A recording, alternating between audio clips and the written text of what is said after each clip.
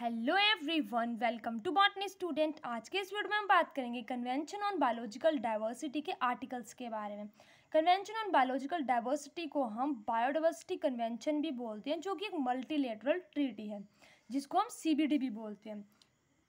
इसके हमारे पास 11 सेक्शंस आते हैं और 41 आर्टिकल्स आते हैं। आर्टिकल्स को पढ़ने से पहले हम सीबीडी के बारे में बेसिक देखेंगे। तो जो सीबीडी है हमारे पास, उसका टाइप है मल्टीलेटरल इन्वायरमेंट एग्रीमेंट है। कॉन्टेक्स्ट है इसका हमारे पास इन्वायरमेंटलिज्म, बायोडाइवर्सिटी कन्वेंशन, ड्राफ्टेड 22 मई 1992, साइंड हुई थी 5 जून 1992 टू 4 जून 1993, जिसमें हमारे पास 168 सिग्नेचर्स हुए थे। लोकेशन की बात करते तो Rio de Janeiro, Brazil, New York, United states. Effective हुई थी ये 29 दिसंबर 1993 से। कंडीशन है इसमें हमारे पास रेटिफिकेशन बाय 30 स्टेट्स। पार्टीज की बात करते तो इसमें हमारे पास जो है 196 स्टेट्स आती हैं। All United Nation member state except the United States, Cook Islands, European Union, Niue, State of Palestine. Depository की बात करते हैं तो इसमें सेक्रेटरी जनरल होते हैं यूनाइटेड नेशंस के।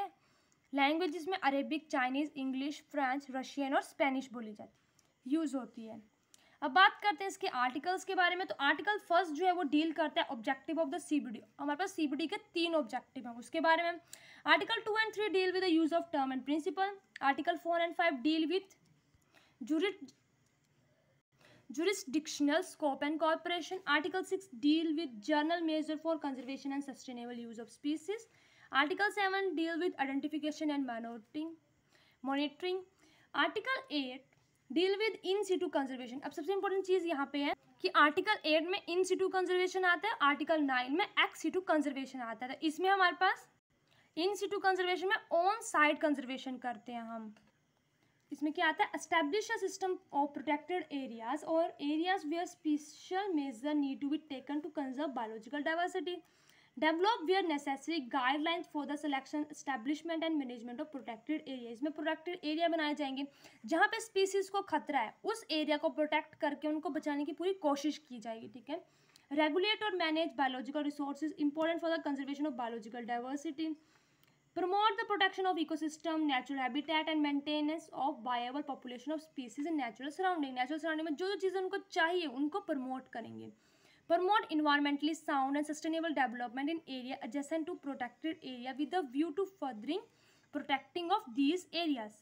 उसके बाद आता है rehabilitate and restore degraded ecosystem and promote the recovery of threatened species. जो species threatened है उनको हम बचा सकें, किस तरह से हम उनको नए इन्वायरमेंट में ला सकते हैं। एस्टैब्लिश और maintain means of regulate, manage and control the risk associated with the use and release of living modified organism resulting for biotechnology. Biotechnology के द्वारा हम कैसे उनको बचा सकते हैं। इसके सबसे अच्छे एग्जाम्पल आते हैं कि लाइक हमारे पास किसी भी प्लांट का जर्म प्लाज्म प्रेजेंट है तो हम उसका प्लांट टिश्यू कल्चर करके उसके स्पीसीज को बचा सकते हैं। ठीक है। Prevent the introduction of, control and eradicate those alien species which threaten ecosystems, habitat और species। ऐसे किसी भी स्पीसीज को हमें जो है आने से रोकना है जो कि दूसरी स्पीसीज को पूरी तरह से डिस्ट्रॉय कर रही हैं।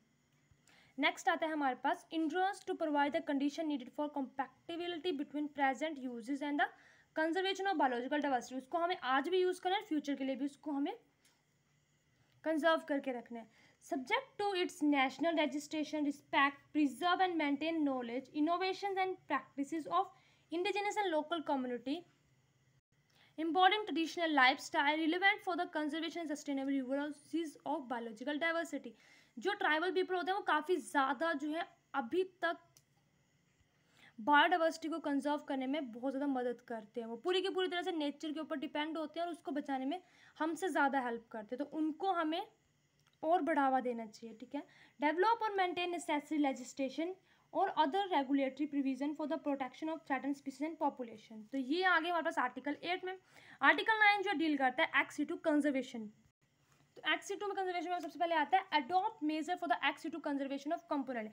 एक्स सिटू कंजर्वेशन होती है कि जैसे कोई स्पीसीज किसी रीजन में जो है वो लुप्त हो रही है, वहाँ पे थ्रेटन हो रही है, तो उसको वहाँ से उठा के किसी अलग जगह पे बोटेनिकल गार्डन में या फिर जूलॉजिकल पार्क में रख के हम उसकी कंजर्वेशन करते हैं, ठीक है। तो उसको बोलते हैं एक्स टू कंजर्वेशन। इसमें हम जो जिस कंट्री के ओरिजिन है, जैसे कोई भी किसी भी कंट्री का ओरिजिन है जिस भी स्पीसीज का, उसको वहाँ पे प्रेफर करेंगे। जैसे establish and maintain facilities for ex situ conservation and research on plant animal and micro organism preferably in the country of origin of genetic resources. जहाँ पे उनका जेनेटिक रिसोर्स हमें मिला है उस ही कंट्री में हम उसकी एक्स2 कंजर्वेशन करेंगे। Adopt measure for the recovery and rehabilitation of threatened species and for their reintroduction into their natural habitat under appropriate condition. अब जो चीज़ थ्रेटन है, खतरे के निशान पे, उसको हम इन सीटू से एक्स2 में लेके आए। अब किसी एक पर्टिकुलर जगह पे लाइक बोटानिकल गार्डन या जूलॉजिकल पार्क में हम उसको सेफ रख रहे हैं, हमें चाहिए कि हम उसकी पॉपुलेशन को इंक्रीज करें और उसको उसी के हैबिटेट में वापस छोड़ के आए। Regulate and manage collection of biological resources from natural habitat for ex situ conservation purposes so as not to threaten ecosystem and in situ population of species. हमें उसको उसके जो रियल हैबिटेट है, इन सीटू पॉपुलेशन है, वहाँ से उसको disturb नहीं करना है।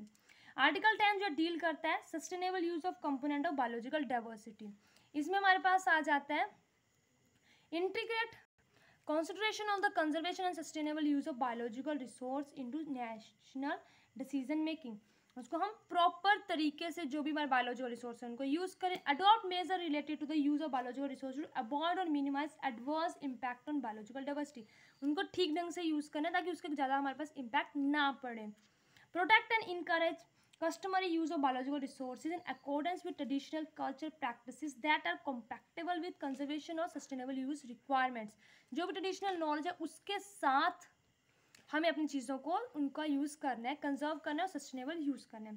Spot legal population to develop and implement remedial action in regulate area with biological diversity has been reduce. जहाँ पे बायोलॉजिकल डाइवर्सिटी कम होती जा रही है वहाँ पे वहाँ की लोकल पॉपुलेशन को जो है वो अवेयर करना है। Encourage corporation between its government authorities and it's private sector in developing method for sustainable use of biological resources.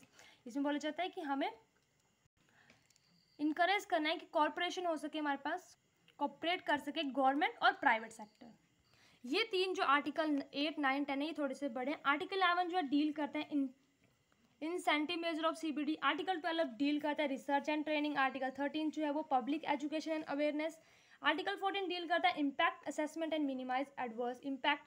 15 जो है डील करता है असेस टू जेनेटिक रिसोर्सेज। 16 जो है access to and transfer of technology.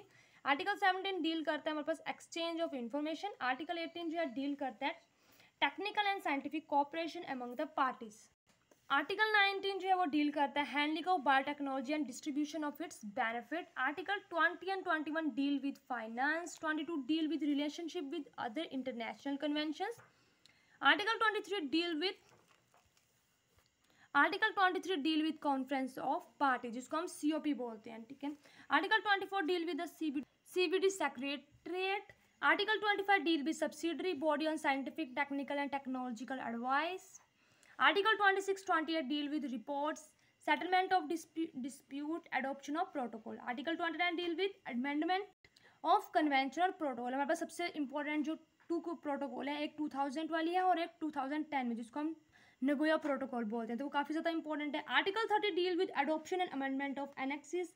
Article 31 deal with right to vote by the parties. Article 32 deal with relationship between its convention and its protocols. Article 32 to 33 to 35 deal with signature, ratification, acceptance or approval and accessions. Article 36 to 38 deal with entry into force, reservation and withdrawals. Article 39 and 14 deal with interim arrangement of finance and secretariat. Article 41 and 42 deal with depository and authentic taxes. The annexes contain 3 annexes containing identification and monitoring, abbreviation and conciliation are also given in the CBD।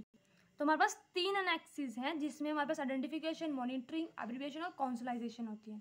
तो ये हमारे पास पूरे के पूरे 41 articles CBD के। इसी के साथ हमारी वीडियो कंप्लीट होती है। आई होप आपको मेरी वीडियो अच्छी लगी हो। अगर आपको मेरी वीडियो अच्छी लगी तो प्लीज़ मेरी वीडियो को लाइक करें, चैनल को सब्सक्राइब करें। Thank you.